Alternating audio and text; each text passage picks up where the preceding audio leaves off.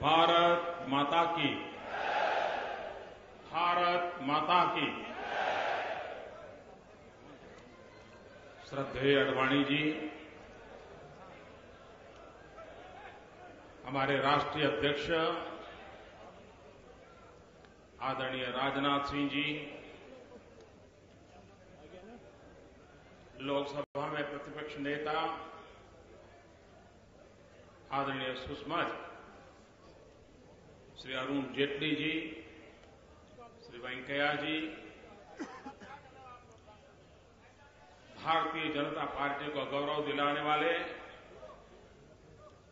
मुख्यमंत्री श्रीमान शिवराज जी, श्रीमान रमन सिंह जी, बहन वसुंधरा जी, मंच पर विराजमान पार्टी के सभी वरिष्ठ पदाधिकारी और देश के कोने कोने से आए हुए भारतीय जनता पार्टी के सभी समर्पित कार्यकर्ता भाइयों और बहनों,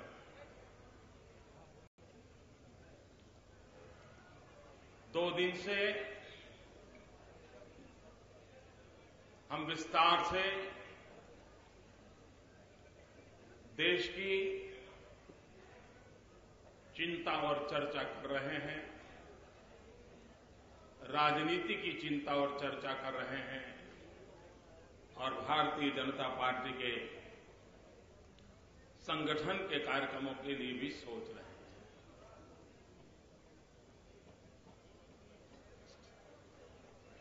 देश आजाद होने के बाद चुनाव बहुत आए। प्रारंभ से जनसंघ के जमाने से, भारतीय जनता पार्टी के जमाने से हम सबको चुनाव के मैदान में कार्य करने का अनुभव है। लेकिन उन भूतकाल के सारे चुनाव को देखें तो 2014 के चुनाव हर प्रकार से भिन्न है।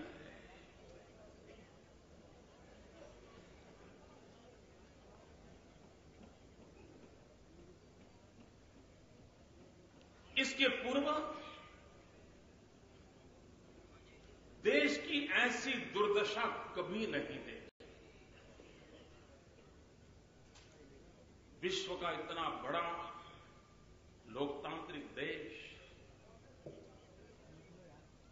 नेता विहीन हो, नीति विहीन हो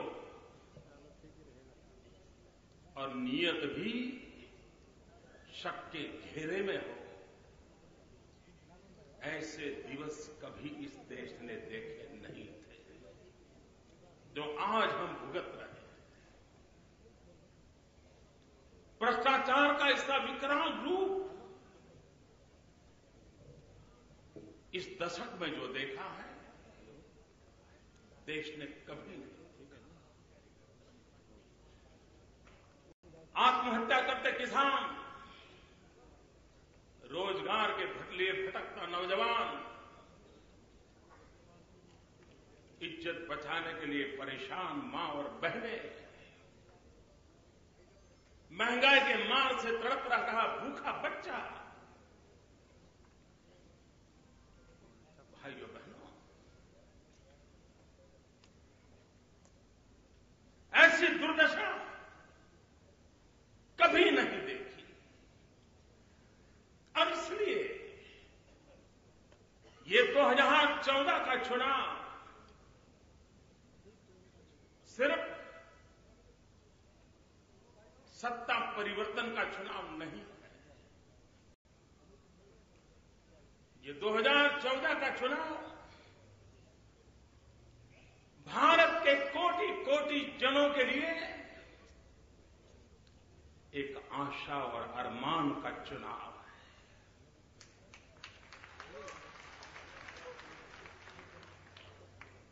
2014 का चुनाव 21वीं सदी के प्रारंभ में अटल जी, अडवाणी जी ने भारत को जिस ऊंचाई पर लेकर के रखा था, उससे और नई ऊंचाइयों पर देश को पहुंचाने का देशवासियों के सपनों का चुनाव है। और इसलिए भाइयों बहनों, दिल्ली की धरती पर दो प्रमुख दलों की राष्ट्रीय परिषदें हुई, और अगर उसका विश्लेषण करें तो साफ नजर आता है कि 2 दिन पूर्व जो कांग्रेस का अधिवेशन हुआ, उसमें 2014 के चुनाव को दल को बचाने की जद्दोजहद के रूप में दिखाई देता है। उनका दल कैसे बचे, कांग्रेस को कैसे बचाएं, बिखरती हुई पार्टी को कैसे एक रखे, ये उनकी जद्दोजहद का विषय था। भाइयों बहनों, वहां पर दल बचाने की कोशिश हो रही थी, यहां पर देश बचाने की जद्दोजहद। ये 2014 के चुनाव का ये मूलतः फर्क है। भाइयों बहनों,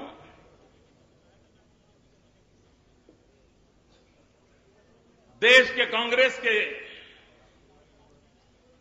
कार्यकर्ता बड़ी आशा के साथ दिल्ली आए थे। उनको बताया गया था कि 17 तारीख को प्रधानमंत्री पद के लिए उम्मीदवार की घोषणा की जाएगी। बड़ी आशा और उमंग के साथ वो प्रधानमंत्री पद के उम्मीदवार की सौगात लेकर के जाने के लिए लालायित थे। और जैसा हमारे अरुण जेटली जी ने कहा कि देश भर के कांग्रेस कार्यकर्ता आए थे तो प्रधानमंत्री लेने के लिए, लेकिन वापस गए गैस के 3 बॉटल लेकर के। गैस के 3 सिलेंडर लेकर के वापस गए। भाइयों बहनों,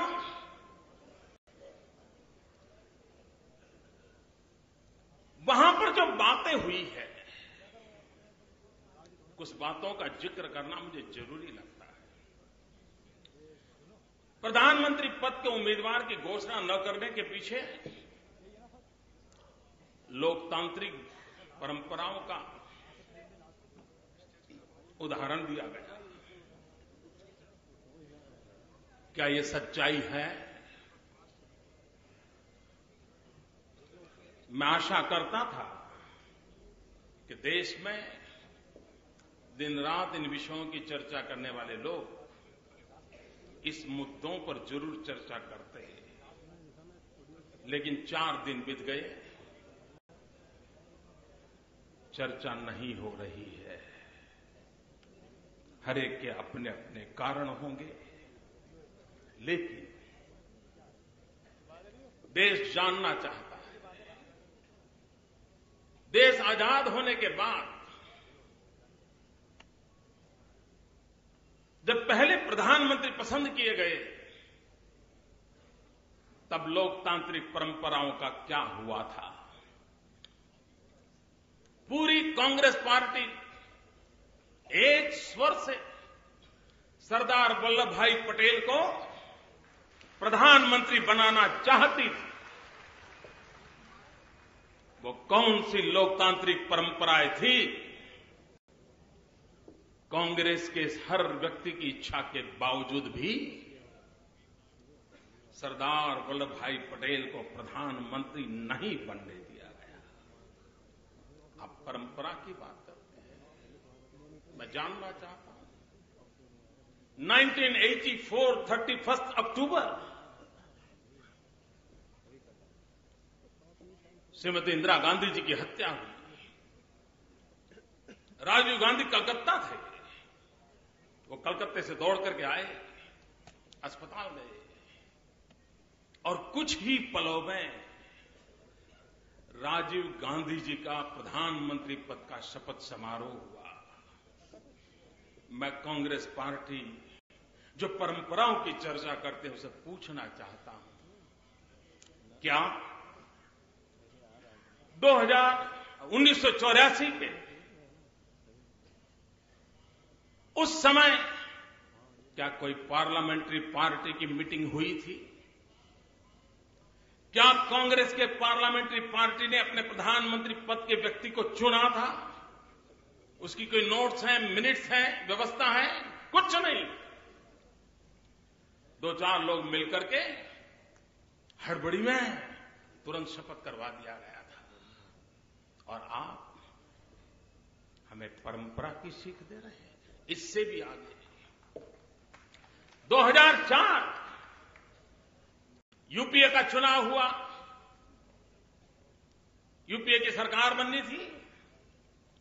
भाइयों बहनों, मैं दावे से कहता हूं, यूपीए 1 में किसी पार्लियामेंट्री पार्टी ने डॉक्टर मनमोहन सिंह जी को प्रधानमंत्री पद के लिए चुना नहीं था, नेता के रूप में नहीं चुना था। कांग्रेस की पार्लियामेंट्री पार्टी ने मैडम सोनिया गांधी को नेता के रूप में चुना था। लेकिन बाद में मैडम सोनिया जी ने डॉक्टर मनमोहन सिंह जी को नॉमिनेट किया और उनका प्रधानमंत्री पद का शपथ दिलवाया गया था।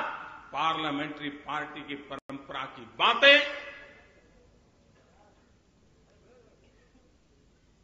ऐसी बातें करके हम बच नहीं सकते। और बहन सुषमा जी ने कहा, राजनाथ जी ने कहा, वेंकैया जी ने कहा, कल अरुण जी ने कहा था,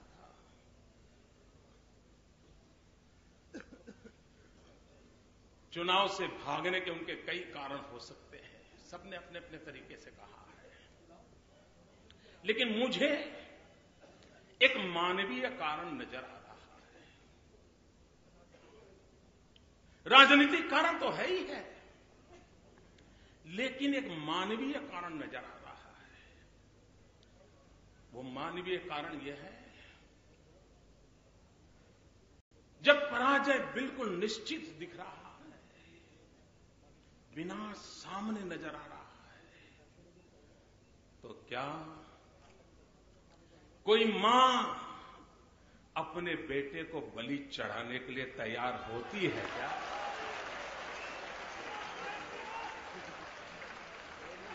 कौन मां अपने बेटे को बलि चढ़ाएगी राजनीति के राह पर?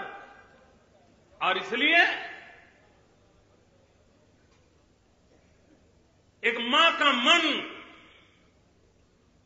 आखिरकार यही निर्णय कर गया, नहीं, मेरे बेटे को बचाओ।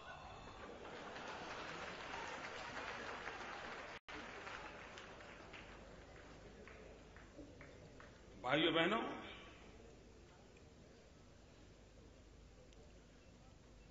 इन दिनों चाय वाले की बड़ी खातिरदारी हो रही है।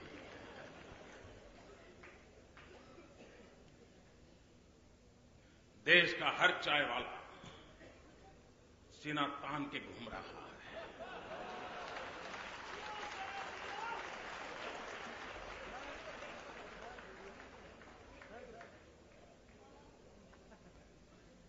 भाइयों बहनों, इनका चुनाव से भाग जाने का कारण दो और भी है। एक, जिस परंपरा में वो पले बढ़े हैं, जिस प्रकार से एक वरिष्ठ परिवार के रूप में अपने आप को एस्टैब्लिश किया है। भाइयों बहनों, जब इस प्रकार के जीवन में लोग जीते हैं ना, तो उनकी मन की रचना भी ऐसी ही हो जाती है। सामंतशाही मानसिकता घर कर लेती है। और तब उनको विचार आता है, लोकसभा का चुनाव महत्वपूर्ण है, कांग्रेस को जीतना भी चाहिए, लेकिन ये तो बेइज्जती का सवाल है कि चाय वाले से भिड़ना,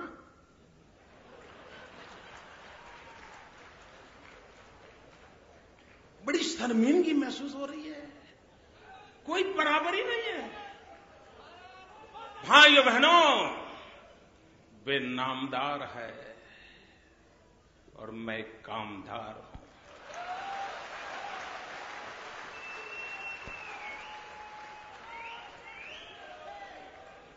ऐसे बड़े नामदार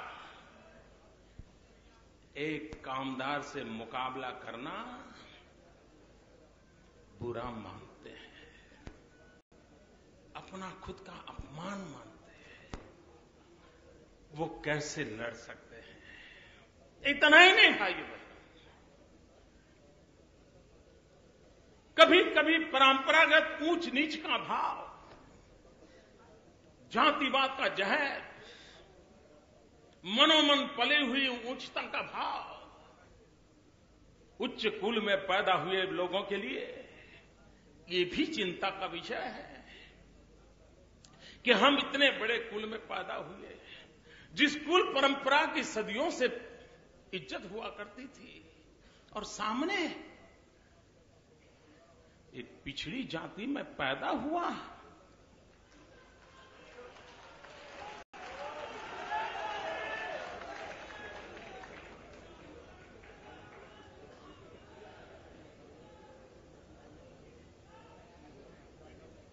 एक ऐसा व्यक्ति जिसकी मां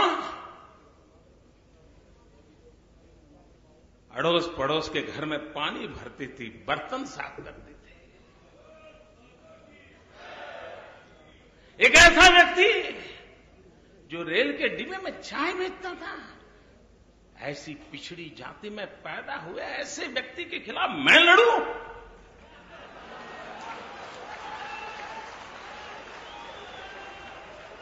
भाइयों बहनों,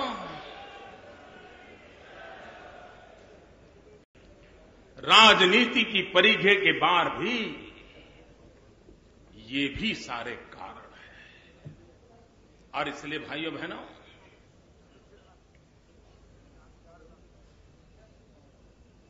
(2014) का चुनाव जब हम देख रहे हैं, तब जरा कल्पना कीजिए भाइयों बहनों, हम जब गांव गांव गली गली लोगों से मिलते हैं, पूछते हैं, और भाइयों बहनों 27 अक्टूबर को बम धमाकों के बीच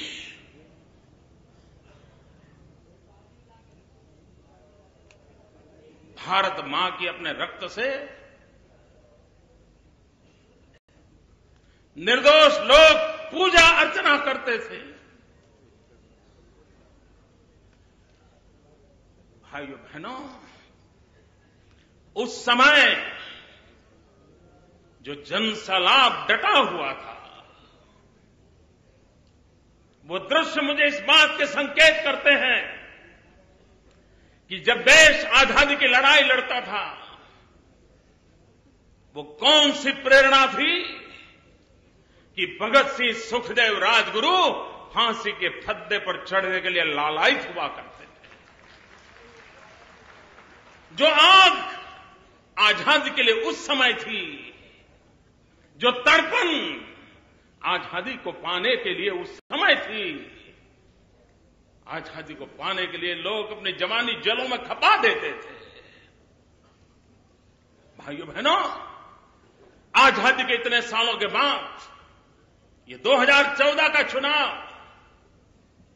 उस तड़पन को लेकर के आया है। उस समय आजादी के लिए लोगों को मरने का मौका मिला, अब स्वराज्य के लिए जीवन दिया नई पीढ़ी सुराज्य के लिए जीवन देने के लिए तड़प रही है। देश के नौजवानों को लग रहा है कि आजादी के जंग में मरने का सौभाग्य तो नहीं मिला, लेकिन आजाद हिंदुस्तान में सुराज्य के लिए जीने का अवसर मिला है। इस चुनाव की प्रेरणा, ये भावना है भाइयों बहनों, वो मिजाज इस चुनाव में दिखाई दे रहा है। और तभी तो जिनका भारतीय जनता पार्टी से कोसों दूर संबंध नहीं है, जिसका भारतीय जनता पार्टी के कार्यकर्ता के नाते कभी अवसर नहीं मिला है, जो राजनीति से भी अछूता है, ऐसे लाखों लोग आज भारतीय जनता पार्टी के कार्यालय पहुंचते हैं, मुझे चिट्ठियां लिखते हैं, फेसबुक लिखते हैं, ट्विटर पे मैसेज देते हैं, हमें काम दीजिए, हम कुछ करना चाहते हैं। ये ललक 2014 के चुनाव की ये ललक, आजादी के जंग की जो ललक थी, स्वराज्य के आंदोलन की जो भावना थी, स्वराज्य के आंदोलन की भावना 2014 के चुनाव में प्रकट हो रही है। भाइयों बहनों, देश की आजादी के 60 साल से भी अधिक समय बीत गया।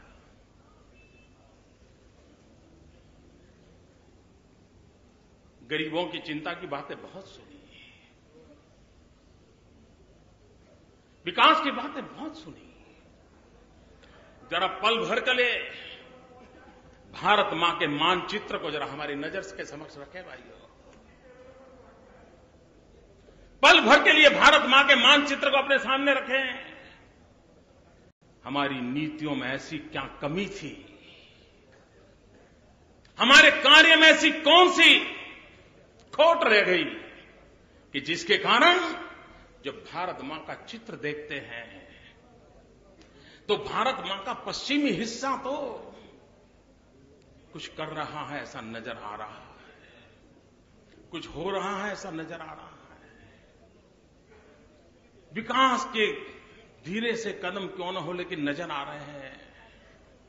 लेकिन क्या कारण है कि मेरी भारत मां का अगर मध्य से देखें पूरा पूर्वी हिस्सा विकास के लिए तड़प रहा है। ऐसी स्थिति क्यों पैदा है, यह असंतुलन पैदा क्यों हुआ? भाइयों बहनों, मैं आज देशवासियों को यहां से विश्वास देना चाहता हूं, भारतीय जनता पार्टी को 2014 में जब आप मई महीने में देश की सेवा करने का अवसर देंगे, हमारी ये पहली गारंटी रहेगी कि भारत का वो इलाका जो अभी विकास की यात्रा में बहुत पीछे है, हम उसे सबसे पहले आगे बढ़ाना चाहते हैं। पश्चिम की बराबरी तक तो लाएं। ऐसी कैसी मेरी भारत मां हो कि जिसकी एक भुजा तो मजबूत हो और दूसरी भुजा बहुत दुर्बल हो, ऐसी मेरी भारत माता नहीं हो सकती है। और इसलिए हमारी ये सोच है, चाहे बिहार हो, बंगाल हो, झारखंड हो, असम हो, नॉर्थ ईस्ट हो, उड़ीसा हो, पूरा पूर्वी इलाका, उत्तर प्रदेश का ये पूरा पूर्वी हिस्सा, भाइयों बहनों, हम संतुलित विकास के सपने को लेकर के आगे बढ़ना चाहते हैं। भाइयों बहनों, अगर हमें देश को मजबूत बनाना है तो रीजनल एस्पिरेशंस जो है उसे संकट नहीं समझना चाहिए। पिछले दशकों में राजनेताओं ने रीजनल एस्पिरेशंस को जैसे दिल्ली पर कोई बहुत बड़ा बोझ आ गया ऐसे ही उसको देखा है। भाइयों बहनों, रीजनल एस्पिरेशंस विकास के एक बहुत बड़ा अवसर भी बन सकते हैं। वो चुनौती नहीं है, वो अवसर है, क्योंकि हर राज्य की आगे बढ़ने के जो ललक जगी है, अगर दिल्ली वो जुड़ जाए तो कितनी तेज गति से आगे बढ़ सकते हैं, इसका मेरा पूरा भरोसा है। भाइयों बहनों, हमारा देश एक संघीय ढांचा है और ये संविधान की धाराओं तक सीमित नहीं हो सकता। ये संघीय ढांचा लेटर एंड स्पिरिट के रूप में हमने इसको इज्जत करनी होगी, गौरव करना होगा। और भाइयों बहनों, मेरे लिए बड़े आनंद का विषय है कि मैं मुख्यमंत्री पद पर रहा हूं। अब पार्टी ने मुझे नए दायित्व के लिए पसंद किया है, लेकिन एक मुख्यमंत्री के नाते संघीय ढांचे का महात्म्य क्या होता है मैं भली भांति अनुभव करता हूं। दिल्ली में अनुकूल सरकार थी वाजपेयी जी की, तब संघीय ढांचे के हिस्से के नाते, राज्य के मुख्यमंत्री के नाते किया हुआ काम और विपरीत दिल्ली के माहौल के बीच किया हुआ काम, दोनों को मैंने अनुभव किया है। और खुद अनुभवी होने के कारण मैं हर राज्य की पीड़ा को भली भांति समझ सकता हूं, हर मुख्यमंत्री की पीड़ा को भली भांति समझ सकता हूं, संघीय ढांचे के महात्म्य को समझ सकता हूं। और इसलिए भाइयों बहनों, भारतीय जनता पार्टी की सरकार संघीय ढांचे को सशक्त बनाने में, संघीय ढांचे को एम्पावर करने में रुचि रखती है और हम उसको आगे बढ़ना चाहते हैं। भाइयों बहनों, आज एटीट्यूड ऐसा है, एक बिग ब्रदर वाली एटीट्यूड है। हम दिल्ली वाले हैं, हम राज्यों को कुछ देते हैं, ये शोभा नहीं देता। हम स्थिति को बदलने का वादा करते हैं। कोई छोटा भाई नहीं है, कोई बड़ा भाई नहीं है, दोनों भाई कंधे से कंधा मिलाकर बराबर की शक्ति से ये भारत माता को आगे ले जा रहे हैं। ये भाव होना चाहिए। आज माना यह जाता है कि प्रधानमंत्री और उनका मंत्रिपरिषद, ये टीम देश को आगे बढ़ाएगी। मेरी सोच भिन्न है। मैं चाहता हूं कि प्रधानमंत्री और सारे मुख्यमंत्री ये मिलाकर एक टीम हो जो देश को आगे चलाए। इतना ही नहीं, केंद्र का मंत्रिपरिषद और राज्यों का मंत्रिपरिषद, ये सब मिलकर एक बृहद टीम बने और केंद्र की ब्यूरोक्रेसी, राज्य की ब्यूरोक्रेसी, ये सब मिलाकर के एक विशाल टीम के रूप में काम करें। अगर ये माहौल हम बनाएंगे तो आज जिन समस्याओं से हम जूझ रहे हैं, उन समस्याओं से हम अपने देश को इन शक्तियों के भरोसे, शक्तियों को जोड़ करके हम देश को आगे बढ़ा सकते हैं। भाइयों बहनों, देश के लिए सुशासन एक बहुत अनिवार्य है। देश की समस्याओं की जड़ों में बैड गवर्नेंस है, कुशासन है। उससे निकलना है तो हमें गुड गवर्नेंस पर बल देना पड़ेगा। और भाइयों बहनों, ये गुड गवर्नेंस ये कोई अमीरों के लिए नहीं होता है। अमीर तो सरकारें खरीद सकते हैं। गुड गवर्नेंस गरीब के लिए होता है, सामान्य वंचितों के लिए होता है, दलित के लिए होता है, पीड़ित के लिए होता है, शोषित के लिए होता है। अगर सुशासन है तो सरकारी स्कूल अच्छी चलेगी, तो गरीब के बच्चे की पढ़ाई अच्छी होगी। सुशासन नहीं होगा तो गरीब का बच्चा बेचारा वहीं रह जाएगा। और इसलिए सुशासन चाहिए। भाइयों बहनों, हम गुड गवर्नेंस को लेकर के आगे बढ़ना चाहते हैं। तब इन दिनों बहुत सी बातें हम सुनते हैं भैया, हम तय करें भाइयों,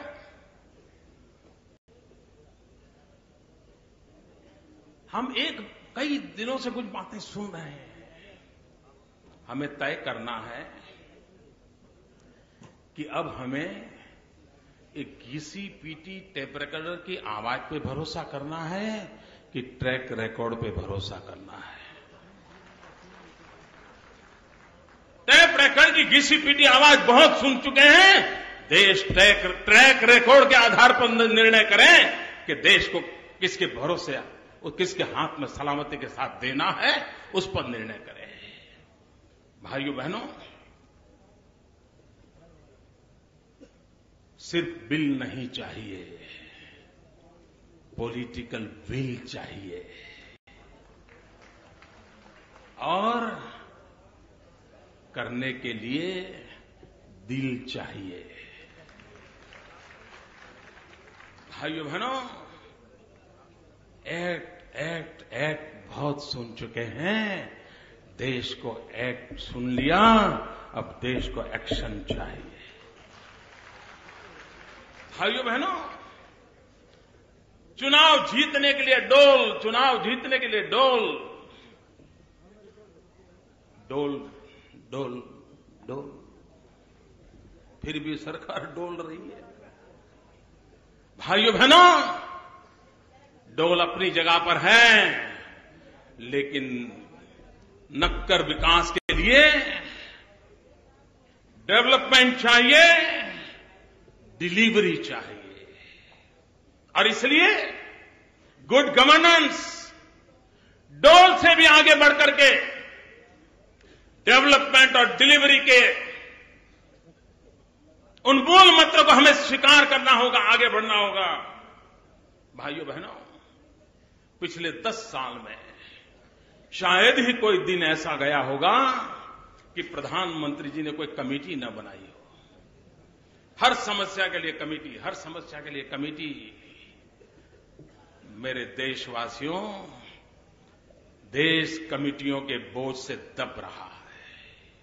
हमें कमेटी नहीं, हमें कमिटमेंट चाहिए और देश के लिए कमिटमेंट चाहिए।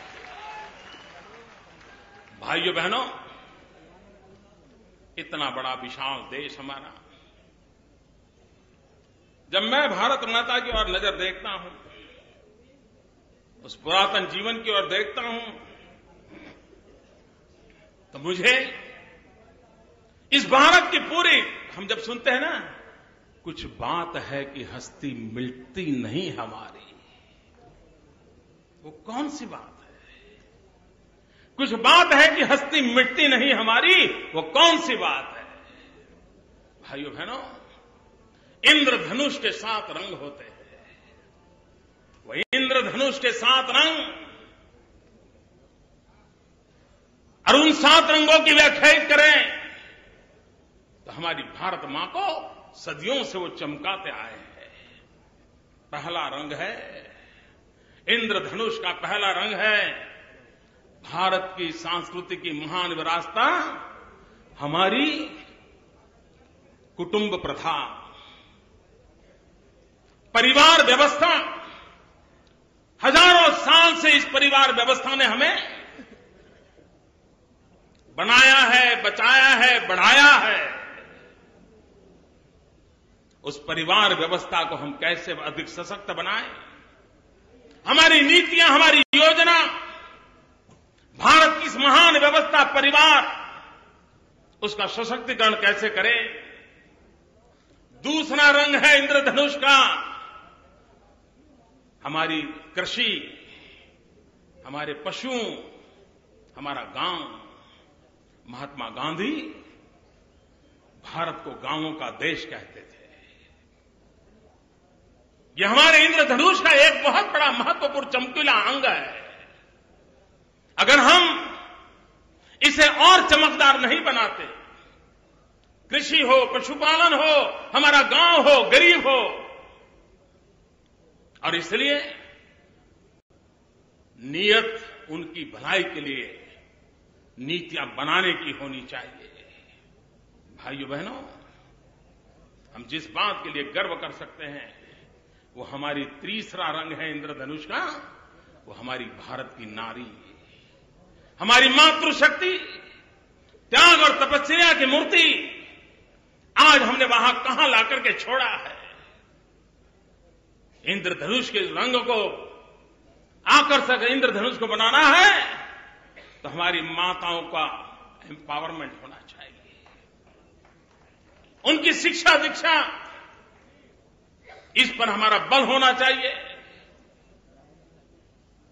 आर्थिक सामर्थ्य की वो धरोहर उसके पास हो, उस पर हमने बल देना चाहिए, उसकी सुरक्षा पर हमने ध्यान देना चाहिए। हमारे इस इंद्रधनुष का चौथा रंग है जल, जमीन, जंगल, जलवायु। यह हमारी विरासत है, हमारी अमानत है। अगर हमें भारत को आने वाली सदियों तक विकास की दौड़ में आगे रखना है, तो हमारे इंद्रधनुष के इस चौथे रंग को भी उसकी परवरिश करनी होगी, उसको सुरक्षित करना होगा, उसको आधुनिक टेक्नोलॉजी के साथ और अधिक बलवत्तर बनाना पड़ेगा। भाइयों बहनों,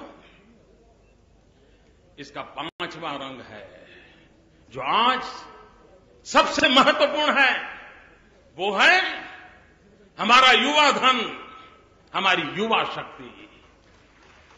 हम कितने भाग्यवान हैं कि आज हिंदुस्तान दुनिया का सबसे नौजवान देश है।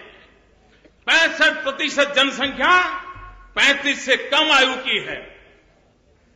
65% जनसंख्या 65 से कम आयु की है, 35 से कम आयु की है। भाइयों बहनों, जिस देश के पास इतना बड़ा डेमोग्राफिक डिवीजन हो, इतनी हमारे पास नौजवानों की शक्ति हो, हम दुनिया को क्या कुछ नहीं दे सकते हैं। पूरे विश्व को वर्कफोर्स के लिए आने वाले दिनों में गंभीर संकट आने वाला है। अगर आज हमने तैयारियां कर ली होती तो दुनिया के वर्कफोर्स के लिए हमारा भारत का नौजवान न सिर्फ भारत का निर्माण करता, पूरे विश्व का निर्माण करने की ताकत रखता था। उसकी हमें चिंता करनी। भाइयों बहनों, हमारे देश का युवा कुछ बातें बड़ी चिंता फैला रही हैं। आधुनिकता के नाम पर पश्चिमी रंग के प्रभाव के कारण इंद्रधनुष का यह रंग कहीं फीका तो नहीं पड़ रहा है।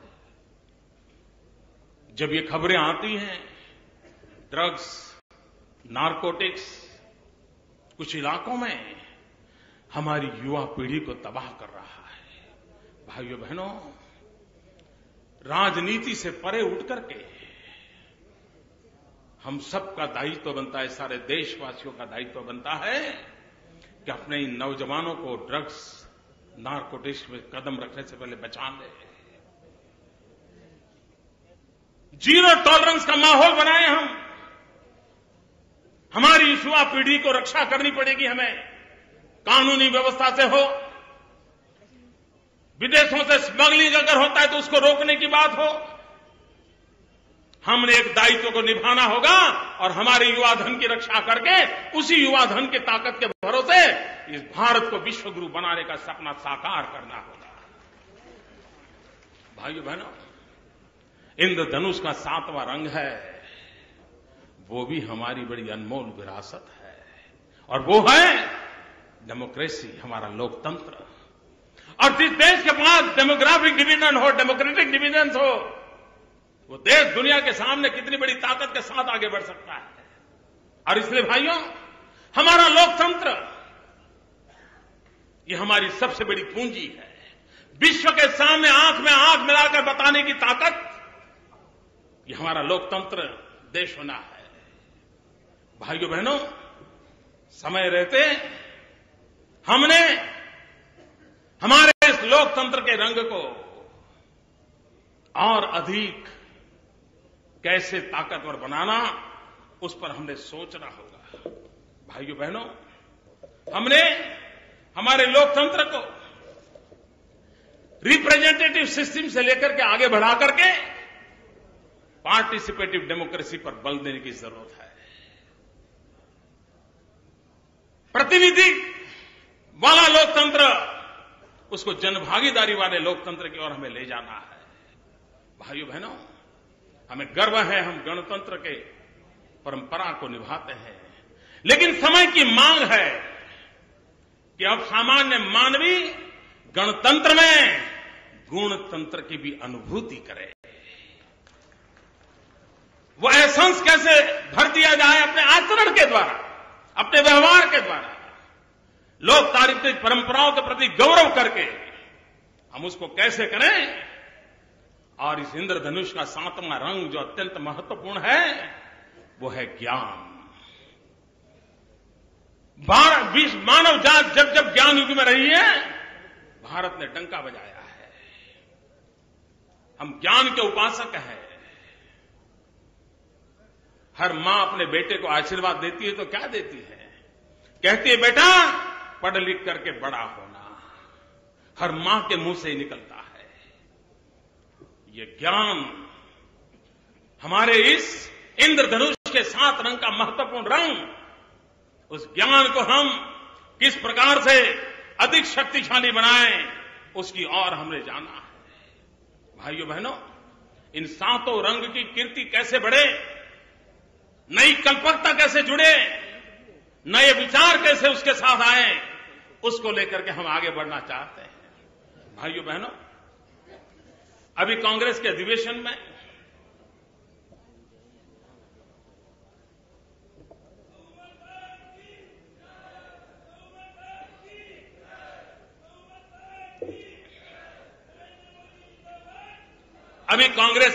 में कहा गया कि कांग्रेस पार्टी एक सोच है। हम भी मानते हैं, बिना सोच के न कोई दल हो सकता है, न कोई आंदोलन हो सकता है। लेकिन कठिनाई ये है कि आज कांग्रेस के पास सोच है कि नहीं है, कैसी सोच है, कौन सी सोच है, वो तो एक बात है। लेकिन देश इतना जरूर जानता है कि कांग्रेस पार्टी सोच में पड़ी हुई है।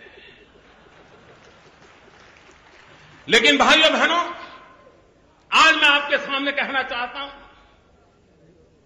इस सोच को समझने की आवश्यकता है।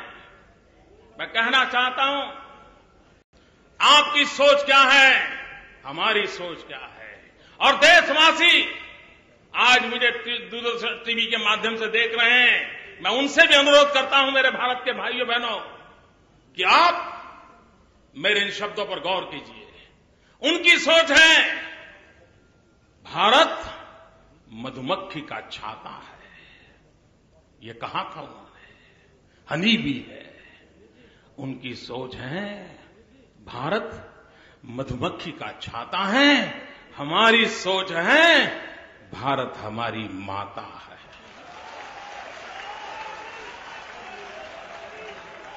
उनकी सोच है गरीबी ये मन की अवस्था है।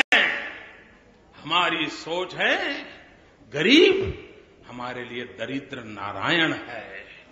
उनकी सोच है जब तक हम गरीब की बात नहीं करते मजा नहीं आता। ये उनके शब्द बोल रहा हूं, एक शब्द मेरा नहीं है। वे कहते हैं हम जब तक गरीब की बात नहीं करें मजा नहीं आता, और हम जब गरीब की बात को सुने, उसे याद करें, तो दर्द से हम रात भर सो नहीं पाते। उन्हें मजा नहीं आता, हमें नींद नहीं आती। ये दो सोच में फर्क है। उनकी सोच है पैसे पेड़ पर नहीं उगते हैं। हमारी सोच है पैसे खेत और खलिहानों में उगते हैं और मजदूरों के पसीने से पलते हैं। ये हमारी सोच है। उनकी सोच है समाज तोड़ो, राज करो। हमारी सोच है समाज को जोड़ो, विकास करो। ये फर्क है। उनकी सोच है वंशवाद, हमारी सोच है राष्ट्रवाद। उनकी सोच है राजनीति सब कुछ है, हमारी सोच है राष्ट्र नीति सब कुछ है। उनकी सोच है सत्ता कैसे बचाएं, हमारी सोच है देश कैसे बचाएं। अभी अभी उन्होंने कहा कि चुनाव में उसको टिकट दी जाएगी जिनके दिल में कांग्रेस है। उनकी सोच है देश वो चलाएंगे जिनके दिल में कांग्रेस है, हमारी सोच है, टिकट उनको मिलेगी जिनके दिल में भारत माता है। ये सोच में फर्क है। और इसलिए भाइयों बहनों, जब 2000 चुनाव का वक्त हमारे सामने है, हम वो चुनाव के मैदान में खड़े हैं, तब मैं देशवासियों से कहना चाहता हूं कि पिछले 60 साल आपने शासकों को चुना है। 60 साल आपने शासक पसंद किए हैं। 60 साल आपने शासकों को बागडोर दी है।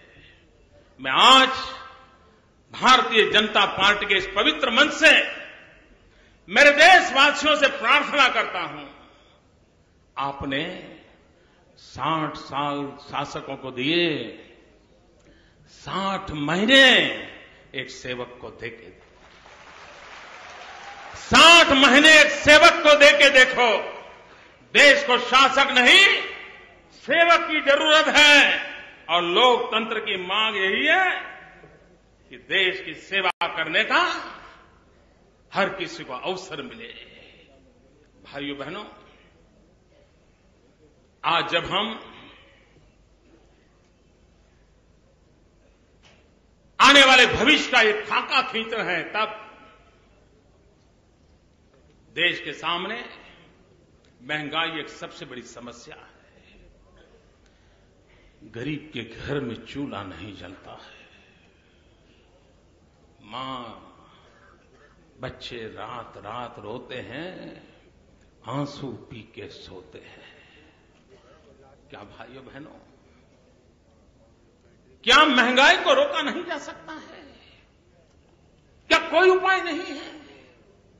भाइयों बहनों, आज देश की स्थिति क्या है?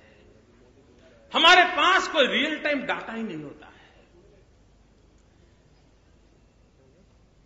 खेती की सीजन आई, कितनी फसल कहां कितनी बोई जा रही है, कोई रियल टाइम डाटा नहीं।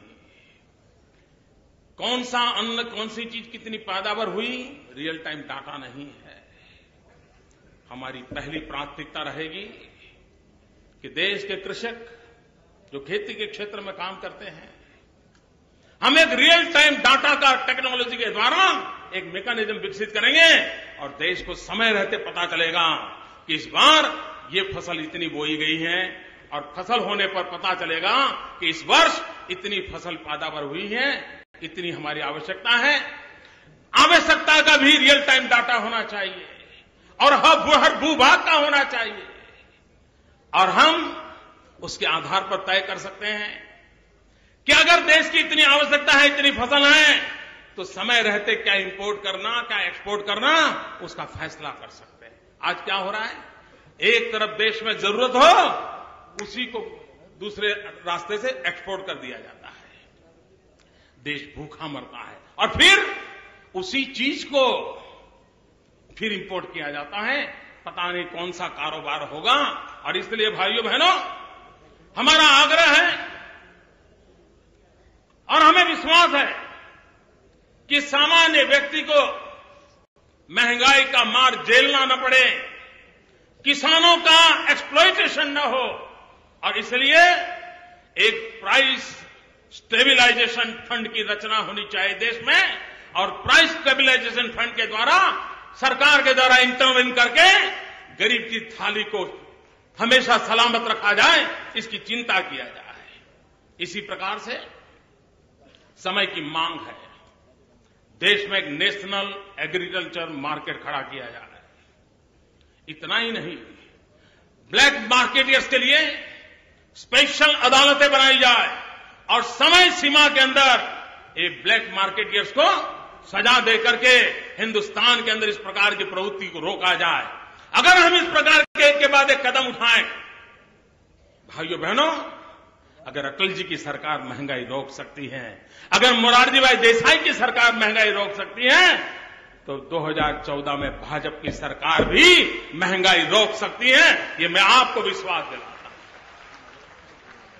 भाइयों बहनों, बेरोजगारी जिस देश के पास इतना बड़ा युवा धन हो लेकिन रोजगार के लिए तड़पता हो, इसके लिए भाइयों बहनों हमें सेंटर फॉर एक्सीलेंस उसको बल देने की आवश्यकता है। हमने स्किल डेवलपमेंट पर बल देने की आवश्यकता है और स्किल डेवलपमेंट भी नीड बेस्ड कैसे किया जाए।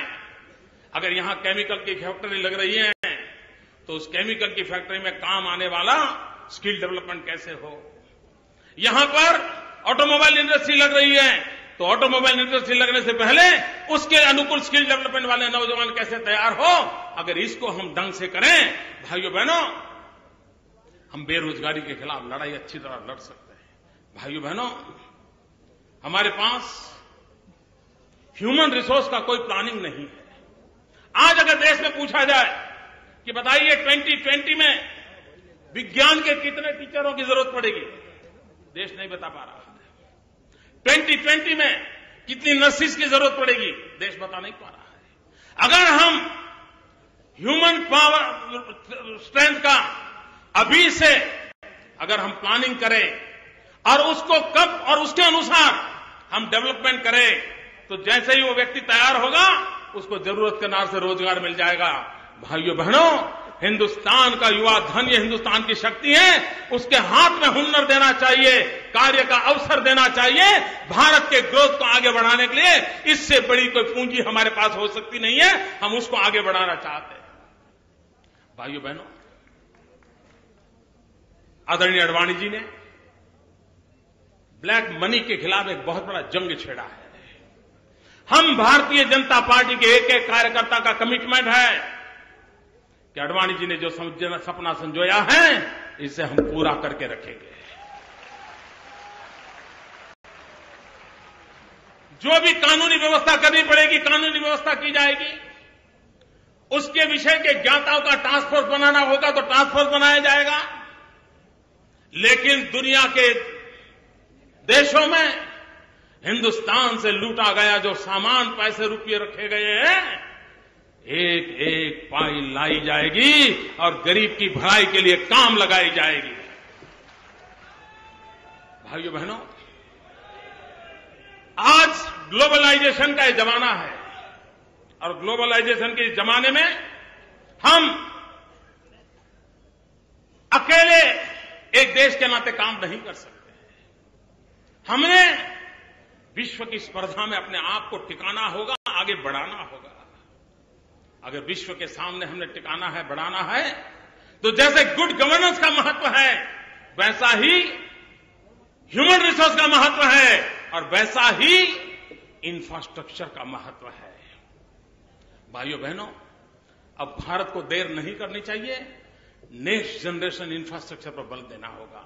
रोड हो, रास्ते हो, रेल हो, लेकिन आने वाले दिनों में वाटर ग्रिड कैसे हो, नदियों को जोड़ने का काम कैसे हो, एग्रो इंफ्रास्ट्रक्चर को बल कैसे दिया जाए, गैस ग्रिड कैसे हो। अगर गैस ग्रिड हो तो सिलेंडर के झगड़े बंद हो जाएंगे। ऑप्टिकल फाइबर नेटवर्क क्यों ना हो, पूरा देश ऑप्टिकल फाइबर नेटवर्क के नेक्स्ट जनरेशन इंफ्रास्ट्रक्चर के रूप में क्यों न किया जाए। हिंदुस्तान का इतना बड़ा विशाल समुद्री तट है, वहां पर एक नई इंफ्रास्ट्रक्चर की विधा खड़ी करके विश्व व्यापार में हम अपनी जगह क्यों न बना सके। भाइयों बहनों, हमारे पास इतनी बड़ी रेलवे है। दुर्भाग्य है मित्रों, देश में रेलवे की तरफ ध्यान नहीं दिया गया है। यही रेल आप देखिए, जापान में जो बदलाव आया, क्यों आया। जापान ने बुलेट ट्रेन का कंसेप्ट लाया और पूरे देश को खड़ा कर दिया। चाइना ने भी उसको फॉलो किया।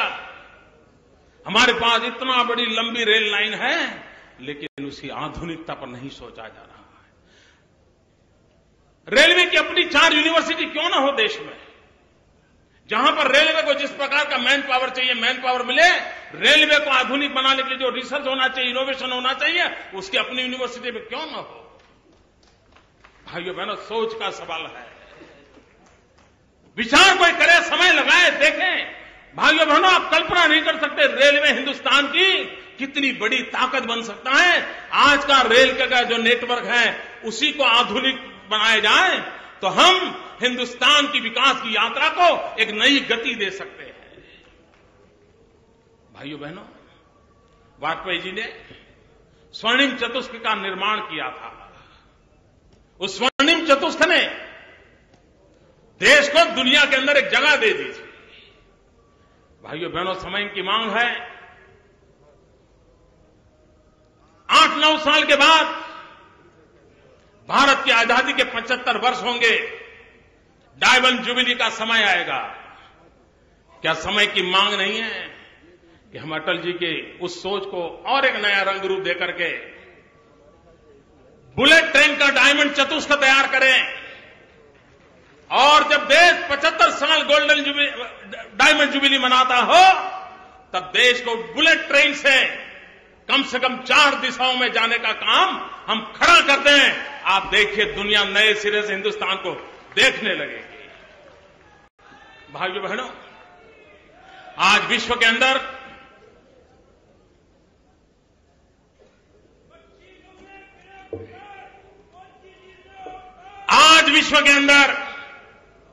मैंने कहा, हम अलग थलग हिंदुस्तान सोच नहीं सकते। हमारे साथ हमारे देश में गुनहगार कौन है कौन नहीं, इसकी मैं चर्चा नहीं कर रहा हूं, लेकिन एक समाज के नाते, एक सभ्य समाज के नाते, एक सुशिक्षित संस्कारित समाज के नाते आज हमारी माताओं बहनों के साथ जो हो रहा है, दुनिया में हम मुंह दिखाने लायक नहीं है। यह हम सबका दायित्व बनता है। नारी सम्मान का, नारी सुरक्षा का, डिग्निटी ऑफ विमेन, यह हमारा सामाजिक दायित्व बनना चाहिए, और उस माहौल को हमें क्रिएट करना होगा। कानून के साथ साथ समाज जीवन की इस व्यवस्था को भी हमने खड़ा करने के लिए प्रयास करना होगा। हमने एक मिशन मोड पे बेटी बचाओ बेटी पढ़ाओ मिशन मोड पे आगे बढ़ना है। मां के गर्भ में 21वीं सदी में बेटी को मार दिया जाए, भाइयों बहनों, इससे बड़ा कोई कलंक नहीं हो सकता। लाखों बेटियां मां के गर्भ में मारी जा रही हैं। ये हम सबका दायित्व है। बेटी बचाओ बेटी पढ़ाओ, इस मिशन को लेकर हम कैसे आगे बढ़े? भाइयों बहनों, हमें अब नारी की तरफ देखने का दृष्टिकोण भी बदलना होगा। हमारी नारी, जिसको हमने होम मेकर के रूप में हमने देखा है, अब समय की मांग है हम हमारी देश की नारी को नेशन बिल्डर के रूप में देखें। अगर हम उसको नेशन बिल्डर के रूप में देखेंगे, हमारी सोच बदलेगी और हम विश्व के सामने एक नई शक्ति के रूप में उभर सकते हैं। भाइयों बहनों, देखिए मैं समय जरा ज्यादा ले रहा हूं।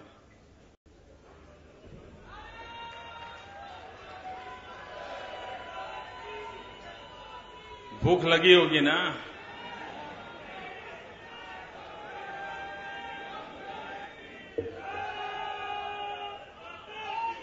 भाइयों बहनों, हमारे देश का एक दुर्भाग्य रहा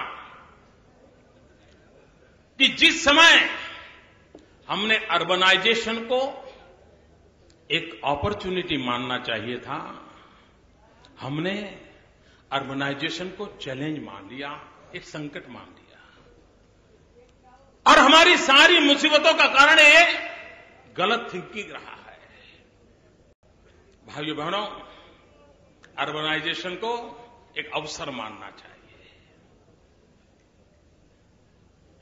विकास के अंदर उसको एक महात्मा के स्वीकार करना चाहिए। नीतियों का निर्धारण उस रूप में करना चाहिए। क्यों न हमारे देश में 100 नए शहर बने, आधुनिक शहर बने, वॉक टू वर्क कंसेप्ट के रूप में बने, स्मार्ट सिटी बने, आवश्यकता अनुसार कहीं हेल्थ सिटी बने, कहीं स्पोर्ट सिटी बने, ये स्पेशलाइज्ड सिटी क्यों न बने? भाइयों बहनों, अगर हम चाहें तो हम 100 नए शहरों का सपना आज देश की आवश्यकता के लिए कर सकते हैं। भाइयों बहनों, 100 न्यू सिटी की जैसे जरूरत है, वैसे 2 शहर जो पास है, उसके लिए एक ट्विन सिटी का कंसेप्ट हमने डेवलप करना चाहिए। जैसे न्यूयॉर्क, न्यू जर्सी है, हमने ट्विन सिटी कंसेप्ट को डेवलप करना चाहिए। विकास का एक नया मॉडल उसमें से हमें मिल सकता है। उसी प्रकार से बड़े शहरों के आसपास सैटेलाइट सिटीज, इसकी पूरी जाल बनानी चाहिए, एक अवसर के रूप में लें। और आप कल्पना कर सकते हैं कि जब इतना सारा काम शुरू होगा, कितना सीमेंट चाहिए, कितना लोहा चाहिए, कितने सीमेंट के कारखाने चाहिए, कितने लोहे के कारखाने चाहिए, कितने नौजवान चाहिए, कितनों को रोजगार मिलेगा। आप अंदाज कर सकते हैं देश के जीडीपी की जो चिंता हो रही है, उसका जवाब इसमें से मिल सकता है। भाइयों बहनों, क्या आजादी के इतने साल के बाद गरीब के पास घर नहीं होना चाहिए? क्या छत के बिना जिंदगी गुजारने के लिए उसको मजबूर होना पड़े? क्यों न हम करोड़ों करोड़ों मकान बनाने का सपना लेकर के और राज्यों को उसको जोड़ करके मिशन मोड पे हर राज्य उसमें जुड़ जाए, केंद्र और राज्य मिलकर के गरीब से गरीब व्यक्ति तक भी घर हो, उसकी दिशा में आगे बढ़े। भाइयों बहनों, जल, जमीन, जंगल, कृषि, पशु, इसके बिना देश नहीं चलेगा। हमारी कृषि आधुनिक बने, प्रोडक्टिविटी बढ़े, पर ड्रॉप मोर क्रॉप, इस कंसेप्ट को हम साकार करें। एक एक बूंद पानी से फसल कैसे पैदा हो, ड्रिप इरिगेशन हो, स्प्रिंकलर्स हो, आधुनिक विज्ञान को कैसे स्वीकार करें, नीतियों को कैसे प्रोत्साहन दिया जाए। भारत के लिए आवश्यक फसल के लिए, वेस्टलैंड डेवलपमेंट के लिए एक मिशन मोड पर अगर काम करें, भाइयों बहनों, एग्रो इंफ्रास्ट्रक्चर पर एक विशेष रूप से ध्यान देने की आवश्यकता है। एग्रो इंफ्रास्ट्रक्चर के साथ साथ नदियों को जोड़ने वाले संकल्प जो अटल जी ने दिया है, उस अटल जी को सपने को साकार करने के लिए नदियों के जोड़ने के काम को हमने आगाह करना पड़ेगा। और भाइयों बहनों, गुजरात में अमूल डेयरी इतने सालों से चल रही है। क्या हिंदुस्तान के बड़े राज्यों में श्वेत क्रांति नहीं हो सकती है? क्या वहां का हमारा किसान दूध उत्पादन करके उस राज्य की दूध की आवश्यकताओं की पूर्ति करे, इतना ताकतवर नहीं बन सकता है? भाइयों बहनों, हमने उस दिशा में आगे करके देखना होगा, ताकि हमारे किसान को कभी मुसीबत झेलनी नहीं पड़ेगी। और इसलिए मैं कहता हूं, अगर हमने कृषि विकास करना है तो 1/3 agriculture, 1/3 animal husbandry and 1/3 tree plantation. देश का दुर्भाग्य देखिए, हमारे यहां जमीन को नापा नहीं गया है। आज सैटेलाइट टेक्नोलॉजी के माध्यम से तत्काल किसानों की जमीन कितनी है, साइज क्या है, उसका पूरा लेखा जोखा उसको देना चाहिए। तो आज वो अपनी बाढ़ करने के लिए जमीन वेस्ट करता है, वो नहीं करेगा। और वो जो किनारे पर अगर पेड़ लगाएगा, आज हमें टिम्बर इंपोर्ट करना पड़ता है, हम टिम्बर इंपोर्ट करने से बच जाएंगे। और इसलिए हमने भाइयों बहनों टिम्बर इंपोर्ट करने से बचना है तो, और हमारे किसान को ताकतवर बनाना है तो, हमने इस बात को बल देते हुए आगे बढ़ने की दिशा में काम करना होगा। और मुझे विश्वास है मित्रों कि हम अगर उन बातों को करते हैं तो हम परिस्थिति को पलट सकते हैं। उसी प्रकार से बिजली, कैसा देश है, 20,000 मेगावाट बिजली के कारखाने बंद पड़े हैं, फ्यूल नहीं है, कोयले की खदानें बंद पड़ी है। क्या हम सपना नहीं देख सकते पावर ऑन डिमांड? अगर राज्य इनिशिएटिव ले, केंद्र मदद करें, 24 घंटे बिजली हर घर में पहुंचाई जा सकती है, सामान्य व्यक्ति के जीवन में बदलाव लाया जा सकता है। भाइयों बहनों, शिक्षा, अगर 21वीं सदी में हमें दुनिया के सामने अपना सर ऊंचा रखना है तो शिक्षा में कोई कॉम्प्रोमाइज नहीं होना चाहिए। हमारी प्राइमरी एजुकेशन को हमें और अधिक बल देने की आवश्यकता है। उसके साथ साथ क्यों न हिंदुस्तान के हर राज्य में आईआईएम न हो, क्यों न हिंदुस्तान के हर राज्य में आईआईटी न हो, हाँ, क्यों न हिंदुस्तान में हर राज्य में एम्स न हो। हमारा सपना है हर राज्य में आईआईएम हो, आईआईटी हो, एम्स हो, हमारी शिक्षा की एक नई ऊंचाइयों पर ले जाने की दिशा में हमारा प्रयास हो और हम उसको आगे बढ़ाना चाहते हैं। भाइयों बहनों, हेल्थ सेक्टर, आज अगर गरीब के घर में बीमारी आ जाए, मध्यम वर्ग के परिवार के घर में बीमारी आ जाए, उसका पूरी आर्थिक स्थिति चरमरा जाती है, वो तबाह हो जाता है। और इसलिए हम अप्रोच को बदलने की आवश्यकता है। जैसे शिक्षा में टीचिंग अप्रोच को छोड़ करके लर्निंग अप्रोच पे जाने की आवश्यकता है, उसी प्रकार से हेल्थ के सेक्टर में आज हम सिकनेस को एड्रेस करते हैं। आवश्यकता है हम वेलनेस को एड्रेस करें। हम बीमारी की चिंता करते हैं, हम स्वास्थ्य की चिंता कम करते हैं। और इसलिए preventive health care, paramedical forces, ये सारी शक्तियों को कैसे जोड़ा जाए। भाइयों बहनों, हेल्थ इंश्योरेंस की बातें बहुत हुई हैं। 21वीं सदी में हमें गारंटी देनी होगी, हेल्थ इंश्योरेंस से अटकना नहीं है, हेल्थ एश्योरेंस का वादा करना होगा। हेल्थ इंश्योरेंस का वादा करके हमें आगे बढ़ना पड़ेगा। भाइयों बहनों, क्या गरीबी के खिलाफ लड़ाई नहीं लड़ी जा सकती है? क्या गरीबी सिर्फ नारों का विषय बन जाएगा? भाइयों बहनों, मैं विश्वास से कहता हूं, हमारे आर्थिक योजना के द्वारा, जन भागीदारी के द्वारा, स्मॉल स्केल, कॉटेज, इन सारी प्रवृत्तियों को जोड़ करके हम गरीबी के खिलाफ हम लड़ाई लड़ सकते हैं। और गरीबी की लड़ाई के खिलाफ लड़ाई लड़ने के लिए गरीबों का सशक्तिकरण होना चाहिए। एम्पावरमेंट ऑफ पुअर, उसको भी गरीबी से बाहर आना है, हमने उसको अवसर देना चाहिए। और जहां जहां हमने अवसर दिया है, हमें परिणाम मिले हैं, उसको हमें आगे बढ़ाना है। भाइयों बहनों, इसके उपरांत एक और महत्वपूर्ण बात है।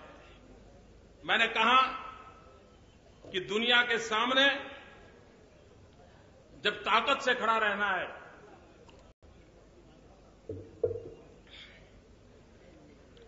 दुनिया के सामने जब ताकत से खड़े रहना है, तो भाइयों बहनों, हमारे भारत का ब्रांडिंग भी होना चाहिए। हम जानते हैं, बहुत साल पहले हम लोग कोई भी चीज खरीदते थे तो ये लिखा होगा मेड इन जापान, तो हम तुरंत उस चीज को हाथ लगा देते थे। भाइयों बहनों, क्या ये समय की आवश्यकता नहीं है कि हम भी ब्रांड इंडिया की ओर बल दें? और जब मैं ब्रांड इंडिया की बात करता हूं, तब मैं 5T की बात करता हूं। Talent, tradition, tourism, trade, technology, ये 5T ऐसे हैं जिसके भरोसे हम ब्रांड इंडिया को लेकर के विश्व को एक बाजार बनाने की ताकत खड़ी कर सकते हैं। मित्रों, भारत उत्पादन करे, दुनिया खरीद करे, लेकिन इसके लिए हमने टेक्नोलॉजी में अपग्रेडेशन करना होगा, हमारी टैलेंट का भरपूर उपयोग करना होगा, हमारी ट्रेडिशन को दुनिया को परिचित कराना होगा। टूरिज्म में बहुत ताकत होती है। भाइयों बहनों, terrorism divides, tourism unites. Terrorism तोड़ता है, टूरिज्म जोड़ता है। भाइयों बहनों, हम टेक्नोलॉजी, ट्रेड, इन परंपराओं को हम आगे लेकर के चलें। भाइयों बहनों, इन दिनों एक नई शब्दावली हमारे सामने आई है, मैं आज उसकी भी चर्चा करना चाहता हूं। कुछ लोग कह रहे हैं my idea of India. Hindustan के 125 करोड़ देशवासियों के आइडिया ऑफ इंडिया हो सकता है, ये किसी की जागीर नहीं हो सकती। आपका भी हो सकता है, इनका भी हो सकता है, यहां पर बैठे लोगों का भी हो सकता है, मेरा भी हो सकता है। और इसलिए आइडिया ऑफ इंडिया, इसको कहीं बांधा नहीं जा सकता है। मैं आज माय इंडिया ऑफ आइडिया की बात आप सबके सामने प्रस्तुत करना चाहता हूं। भाइयों बहनों, माय आइडिया ऑफ इंडिया सत्यमेव जयते।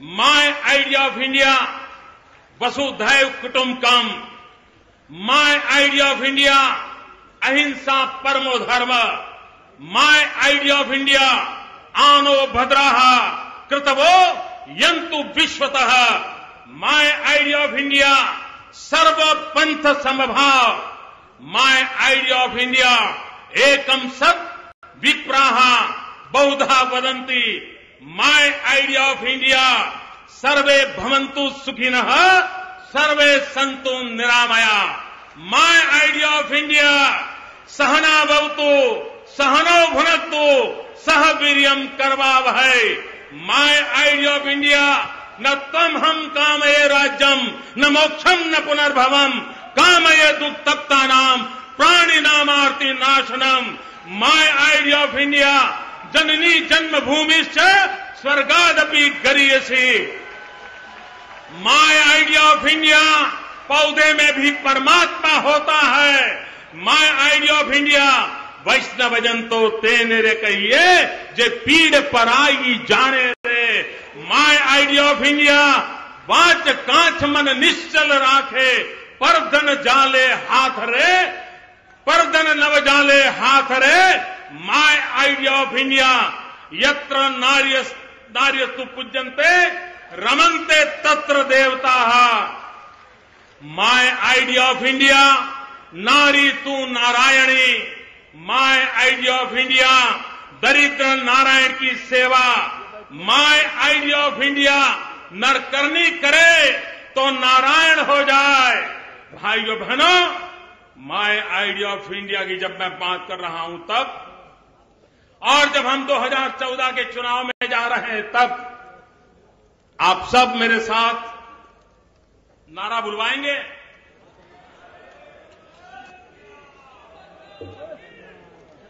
दो मुट्ठी बंद करके पूरी ताकत से बोलेंगे।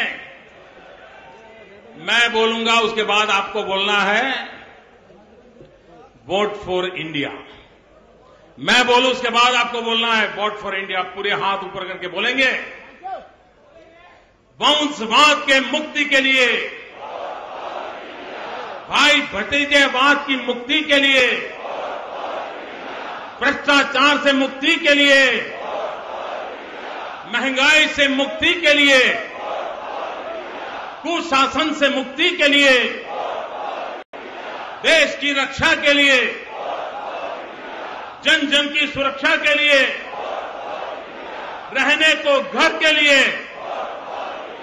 खाने को अन्न के लिए, बीमार की दवाई के लिए, दरिद्र नारायण की भलाई के लिए, शिक्षा में सुधार के लिए, युवाओं को रोजगार के लिए, नारी के सम्मान के लिए, किसानों के कल्याण के लिए, स्वावलंबी भारत के लिए, शक्तिशाली भारत के लिए, समृद्धिशाली भारत के लिए, प्रगतिशील भारत के लिए, भारत की एकता के लिए, एक भारत श्रेष्ठ भारत के लिए, सुराज की राजनीति के लिए, सुशासन की राजनीति के लिए, विकास की राजनीति के लिए।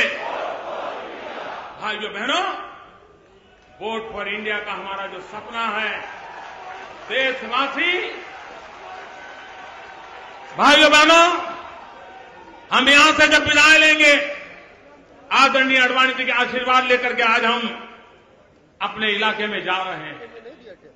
हम विजय का व्रत लेकर के जाएं, हम तो विजय व्रती बने, हमारे हर साथी को विजय व्रती बनाएं।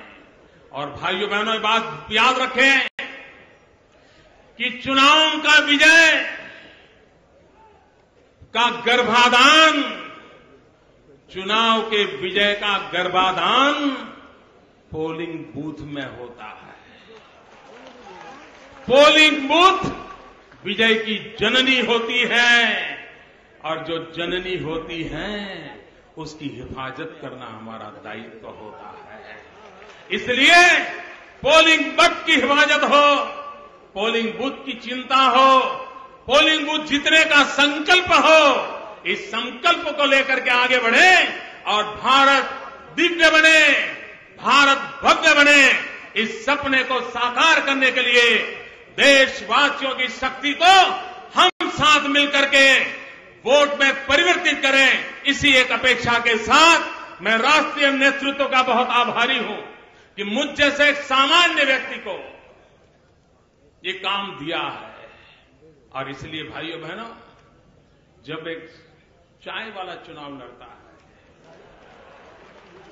आप देश को कहेंगे कि मोदी जी एक ऐसे इंसान हैं जिसके पास अपना कुछ नहीं है, और आप कहेंगे तो 10 करोड़ परिवारों से फंड जरूर मिलेगा। गरीब से गरीब व्यक्ति भी इस बार भाजपा को दम देने के लिए उमंग से आगे आएगा। और हम तय करें मित्रों, हिंदुस्तान के सामान्य नागरिक के धन से हम चुनाव लड़ेंगे। अभी केरल के हमारे कार्यकर्ताओं ने करके दिखाया। 2012 के गुजरात के चुनाव में गुजरात के कार्यकर्ताओं ने घर घर जाकर के 5 रुपया, 10 रुपया, 100 रुपया इकट्ठा करके चुनाव लड़ा 2012 दिसंबर में। 3 बार सरकार, और एक प्रकार से गुजरात में तो 7 बार से सरकार है। लेकिन मुझे पिछले 4 बार से अवसर मिला है।